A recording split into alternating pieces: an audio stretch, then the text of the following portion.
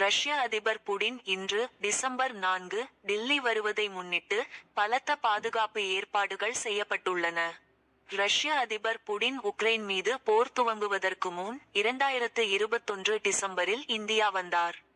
அதன்பின் 4 ஆண்டுகள் கழித்து இன்று டிசம்பர் 4ஆம் தேதி டில்லி வருகிறார். 2 நாள் பயணமாக இந்தியா வரும் அவர், டில்லியில் நடக்க உள்ள 23வது இந்தியா ரஷ்யா உச்சி மாநாட்டில் பிரதமர் மோடியுடன் பங்கேற்க உள்ளார். ஆபரேஷன் சிந்தூர் நடவடிக்கையின் போது ரஷ்யாவின் S-400 வான் பாதுகாப்பு கவசம் முக்கிய பங்காற்றியது. இந்த சூழலில் இன்று ரஷ்ய அதிபர் இந்தியா வருகிறார். அவரது வருகை முன்னிட்டு 2 நாடுகளுக்கு இடையே பாதுகாப்பு தொடர்பான ஒப்பந்தங்கள் கையெழுத்தாகும் என மத்திய அரசு வட்டாரங்கள் தகவல் தெரிவிக்கின்றன. புடின் வருகையை முன்னிட்டு டில்லி விமான நிலையம் உட்பட பல்வேறு இடங்களில் பாதுகாப்பு பலப்படுத்தப்பட்டுள்ளது.